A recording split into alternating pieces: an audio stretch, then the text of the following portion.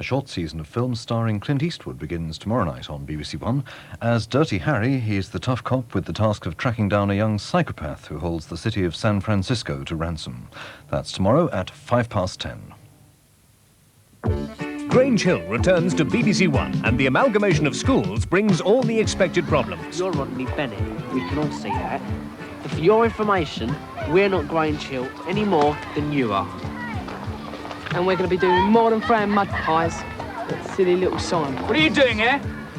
Oh, we're on a nature trek. What's it look like? Are you Grange Hill? No, Brookdale, actually. Brookdale doesn't exist anymore. That's a matter of opinion. That is a matter of fact. A new series of Grange Hill starts tomorrow at 5:35 on BBC1.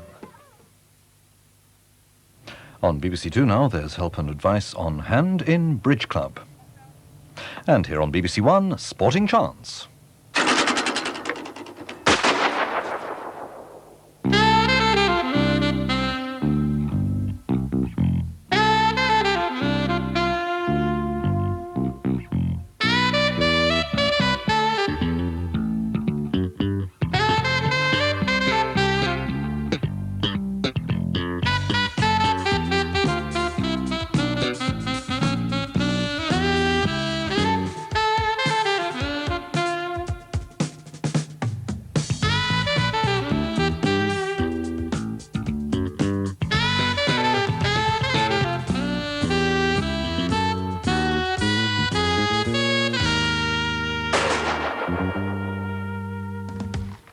Well, getting her eye in there was Suzi Quatro, and she's sitting right next to me. Susie, it's incredible watching that every week, as I have done, that opening title sequence.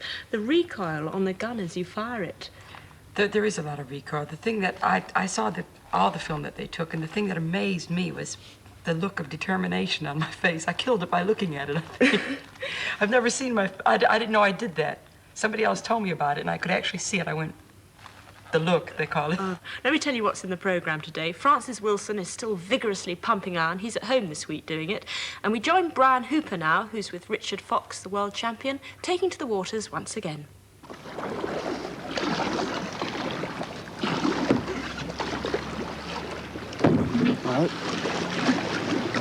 Right. Is that 5 seconds for hitting the bridge?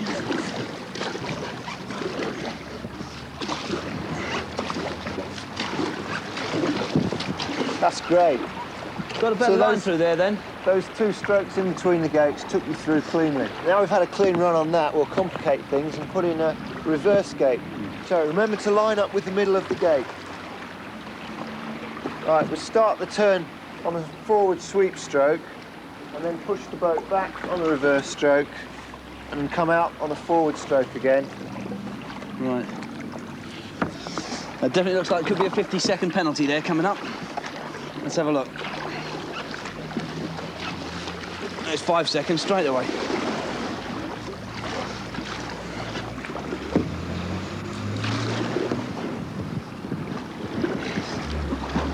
Oh, no. Right. That's 50. 55.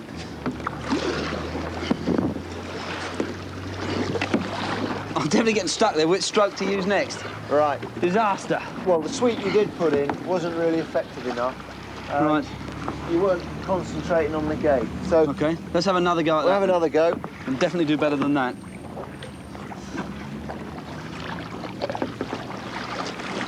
So you don't really need me doing this over and over again, do you? Right, pushing back and sweeping out. Right. OK, then. We'll get through here. Oh, no.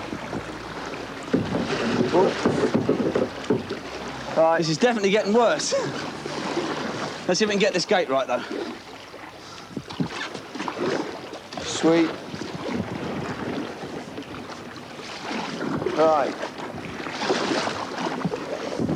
OK, you were pointing slightly forwards downstream as you went through. Sideways on. That would be 50-second penalty because if it's designated as a reverse gate, yeah, it's got to be you've got that. to go through it backwards. Well, actually, I started the reverse a stroke too late, really. I should have swept. Approaching it a bit fast. That's right, yeah. As we look at the slalom course as a whole, that's an important skill in itself, looking at when you put each stroke in. Right. So perhaps one more go. See if we can get it right. Definitely one more. Watch the bridge this time. See if I can leave the bridge alone, yeah.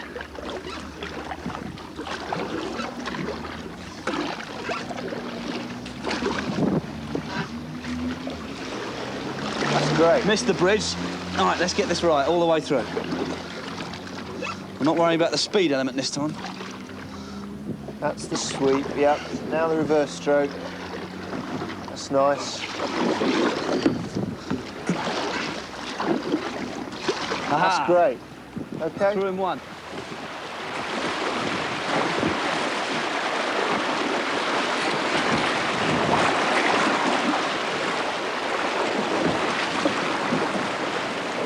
Right, we're now going a bit further to put a sequence of gates together. A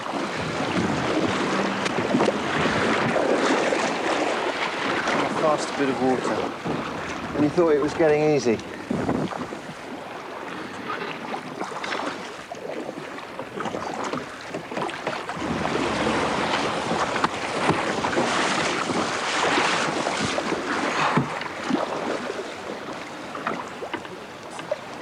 Okay, Brian. All right, what we've got here is a bit of a longer course over 6 gates, testing out everything we've worked on. And the water's moving a bit faster here. Yeah, I was going to say, that seemed to be a bit harder getting, or not for you, but it seemed to be, you've got to break out there a bit cleaner. You know, the current's moving quite a bit faster than it was up by the bridge, so we've really got to make sure that all our sweep strokes and bow rudders at the front of the boat are very effective. So, do you fancy having a go? Yeah, sure enough. If I can get back upstream again. Yeah, if you cross the far side.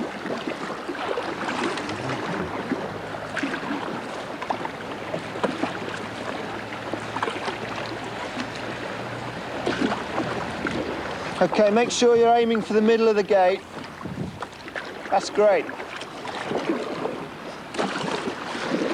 Sweet. That's great. That's a bit too far downstream. Keep it going. Up through the middle of the gate. Right, nice and easy here. Let the current turn the boat and sweep into the slack water.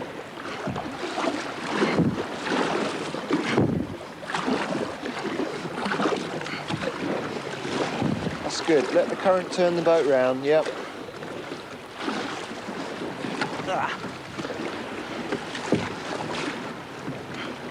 That's definitely 50 Paddle seconds. up behind the gate. 50-second penalty. All right, now try and back down through it. This is where your reverse paddling comes in. Hello. Never mind the paddles, that's good. And now the last gate.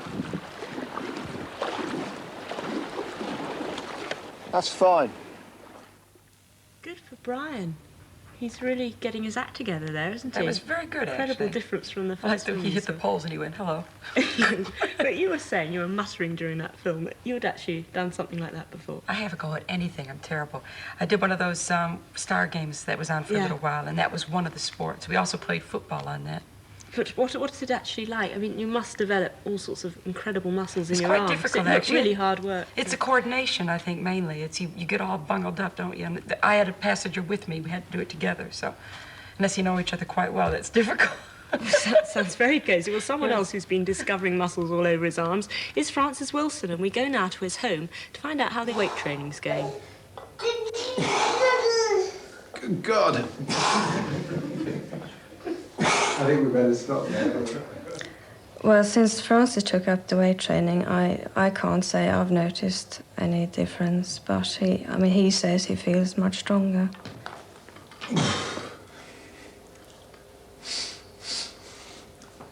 His routine when he goes to weight training, what he does, he goes straight from work to his weight training. So by the time he gets to the YMCA, he's been up since sort of 2 o'clock in the morning already. So, he's bound to be tired by the time he gets there. They go to bed at the same time, Joshua and Frank, about 7. Well, the weight training routine is 3 times a week at the YMCA, doing the various exercises. But, of course, sometimes I can't always get down there. I have to stay at work and do some other things. So then I do the workout at home. I've got sort of a minimum amount of weights, and I spend about 20 minutes 3 times a week doing those kind of exercises. And that means, of course, Eva can join in, and we can both do press-ups and sit-ups, that kind of thing. Yeah. Yeah. Why is everyone so quiet? Yeah. Joshua, of course, is a little bit of a problem. We have to sort of wait until he has an hour's nap, because otherwise he would be running round us while we're throwing weights around, and that could be a little bit awkward or dangerous. Oh, yeah. It's better to do it in a group, actually. There's more incentive to sort of keep going, and you get round it quicker, and you feel like you've done better. I personally like a couple of the exercises. I think I can do them quite well, but some of them I have trouble with. The ones I think I'm best at are the squats. That's when you put the bar sort of across your shoulder, and then you just sit down and come up. And I find that within reason, I can put any amount of weight on the bar and always feel confident about, once I'm gone down, coming up again. The other one I quite like is to stand up with the bar across the chest and push up and down, that sort of power push. I find that quite easy, and I can go on for, well, quite a few repetitions of that with some decent weights on it. The others, though, they're all a bit of a problem. I find the biceps one quite difficult. That's where you just bring weights up like that, and you're only using these 2 muscles here. It feels kind of awkward, and after about 5 or 6, you really start to pull and, stretch on your bicep. And after about 9 or 10, it's a real grind just to bring it up to your chest, and then I usually give up. And another awkward one is the weightlifter's routine, really, which is how to get the bar with weights from the floor onto your chest. And you have to do that in a special way so as not to hurt yourself. So at the moment, we're only doing it with very light weights, but I find it kind of awkward because you have to sort of arch your back inwards and stick your bum out and your chest up and look up and power up with your legs. And then as it sort of gets to your chest, you kind of turn the bar and drop down underneath it to catch it, then come back up and hold it. And it's such a sort of technical thing that I'm having a bit of trouble with that. So I'm only doing that with fairly light weights at the moment. The ones with the dumbbell, they're okay. One is sort of starting a lawnmower, really. You use a convenient chair or bench and lean against it, and then you pretend to lean over a lawnmower and you pull a dumbbell of weight up, and that gets your side really aching after a while, but I find that's not too bad to do. And the other one with the dumbbell is where you just sway like a teapot either side, and the dumbbell just drags you down each side. And I find I can go on with them for quite a long time. Overall, it's, I think, a good thing for me. I tend to sweat a lot now, and that's not just while I'm doing the exercise. I actually find myself perspiring more than I used to. For example, at work, I work in a studio with lots and lots of lights, and it's really hot. And although most people seem to be able to cope with it, wearing jumpers as we do and so on, I find that I have to actually get out of the studio every 10 minutes or so just to cool down, because I'm getting so hot under the collar and everything and under the shirt. Also sleeping better. I find that I'm sort of doing such unusual hours that at first, maybe it was just the shock of the work that I wasn't sleeping all that well, but now doing weights can really sleep well. I can sort of have a good 6 hours without waking up.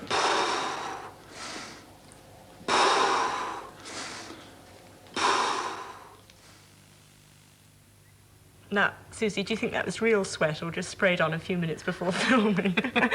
But France's sport is actually the only one of all the sports we all chose that he could actually do at home, which is hardly your sport, clay pigeon shooting, the great outdoors. And I can see, ominously sitting there by your chair, you've brought your gun with you. I have indeed. Is that the gun you used for the events you took part in? Actually, no. There is, in fact, different guns for different occasions. The gun I used on the show was an over and under 12-bore Franchi, which sounds double Dutch, but I'm sure it's got a lot of over and unders can be a lot of fun. Yes. And also shooting. That particular gun is good for that. I have got here with me my gun that I use for game shooting, which is an AR-20 bore, number 4 sidelock ejector. How was that? Of course, yeah. And in French. And in French, yes.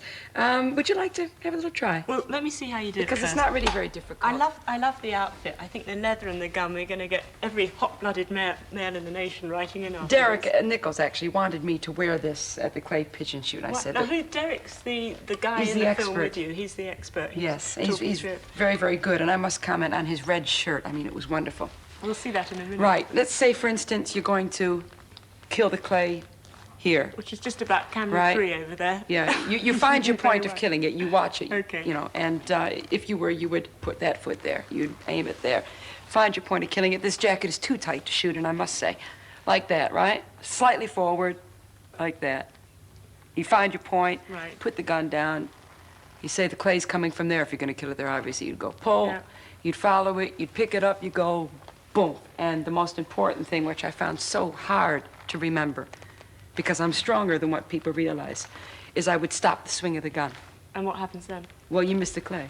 Oh, fine, right. So it's actually 3 movements. You've got to go. It's aim, pull, tracking, That's fire. it, like that. Yeah, have a go anyway. See how you get along. I hate standing next to you, Susie. Why is that? You're so petite. I feel know, like it's an terrible. elephant. Right. So it's a sort of aim. Right, if you're going to kill it there, right there. Aim, then put it down. That's right. Wait Find for your the clay. You say pull, boom. Like that. And what was that bit about stopping? Well, see what you just did. If you killed it there, you went and stopped I it see. dead. Yeah, you'd have to. You actually force yourself You can't to go. get a hit first time off, Susie. I did. You did actually. It was terrible. I don't believe that actually. I think that was a trick in the filming. I was embarrassed because they took me along. What they wanted to do was show me improving, and for some godforsaken reason, I don't know why, I couldn't miss on the first day. Really? But I did have Peter Radcliffe standing behind me, and he kept saying pull, an instant quicker than what I would have pulled the trigger. Yes. He would say, I see, now, yeah. now, and he was, but I couldn't miss, and I thought, great, now how am I going to improve on that? I just did so good the first day. What is this event we're going to watch in a minute? Is it just a local event, a national event? It is, I think it's basically a local event. You get all the clay pigeon shooters around. I live in the Essex area. They all come from around that area, and everybody competes, and usually get the same people winning the prizes all the time. Because then your husband's with you. Yes, he's a very good... Does that cause any tension between the two of you? Is there a bit of friendly rivalry going on? Well, if you want to call it friendly rivalry, I mean, every sport we do together, we almost kill each other. I mean, squash is the worst one to watch us play. And of course, we'll see Derek Nichols, who you were saying just now is the expert. He is excellent. Aunt Len is excellent. I have some fancy shooting to do to keep up with those two. Do you? Yes. Well, let's take a look at the film. Right. Right. Ladies first, that's it. S. Tucky. I use that name instead of the other one. See, that's when I do badly, nobody knows it's really me. Oh, I see. Right, thank you. I've got to pay for the lot, apparently. Oh dear, that's a shame. Well, it's your turn. Oh, so it is. No, you shouldn't have lost the bet, should you? 2 L's. 2 L's, I 2 L's, thank you. L, Tucky. How many birds is it today? 40 birds, over 5 stands. 5 stands. Right. Thank you. £12, please. Okay. Don't get change. Know what Jane is. She makes a living at this. Is that right? Right, Okay, thank you. Okay, so we can hit a few. You take most of your birds very slow, don't you? Yeah, well, when I But he does it Must well, be my though. eyes. Huh? Me No, eyes. it's your age, darling. Oh, my But age, yeah. He does take them slow. Yeah, but when I started, I used to shoot terribly slow. No, I always have shot pretty quick, haven't I, then? Is that what they mean when they say you're a fast bird? That's that. How dare you? Oh, Harold. Oh, Harold. Didn't know you were here, mate. Hull.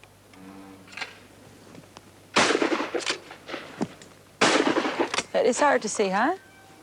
Yeah. So, you'll say it easier there Than what you will here. If you look for it there, you'll find us difficult. Okay?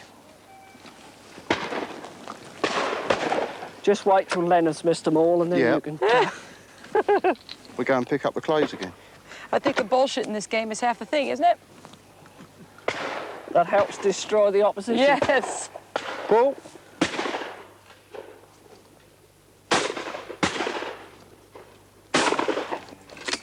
If you're not going to try, lad, you won't come with us anymore. okay, Lenny. I think you're great.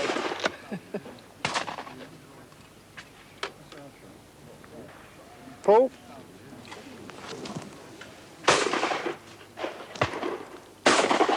Perfect. Right. All right. Off you go, Suze. Pull.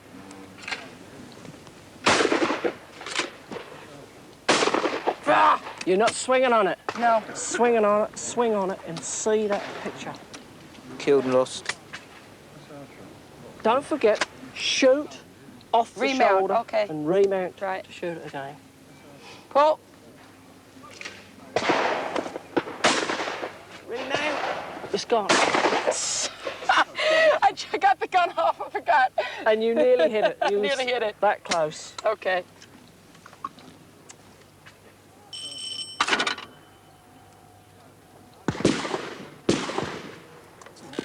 Have you got a bet, you two? Yep. How much? I don't think money was discussed, was it? I think it should be right now. Well, I'll tell you in a minute how much, all right? After this stand. We'll see how much it should be. He's nicked 4 birds off me, if that's any help. Yeah. He wants a little bit on his side. Yeah. Paul?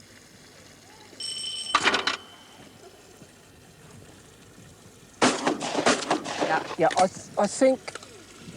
Carry on. Don't want to put you off. I wouldn't like to take this pound illegally. Paul? I shot the targets in the daylight, do you know? Yeah, now what was I thinking when we practiced? Well, I think you was probably... Lost and killed. Drop one. Too late, yeah. Well, if Come that's- down with me and yeah, you can help me okay. anyway. If that feels comfortable, mind up. Bank. The trouble is when you're as short as me, Yeah. you know what I mean? I'm down here in the stand and all I'm seeing is greenery. I need a box to stand on it. Of course, you can, Yeah. can shoot the tops out of the trees. Right. Seen that done. That's it. No, you shouldn't do, really. You try and shoot them where you feel comfortable. Right. Yeah. Pull. Ah, behind it again. Yeah, behind it again. Damn. Come over this side What a am bit I doing more. that for? I know I have to pull and I'm Yeah, not. and you're not doing it. Make yourself do it. All right. Pull. Ow! Oh, what? Boom. Shucks. Better luck next stand. Yeah. But it wasn't bad anyway. That was better than before.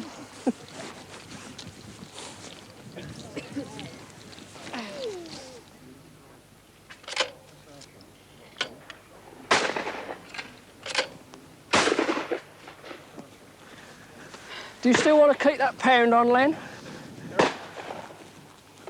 Top. Keep it on. I'll step on his toes the next round. Right.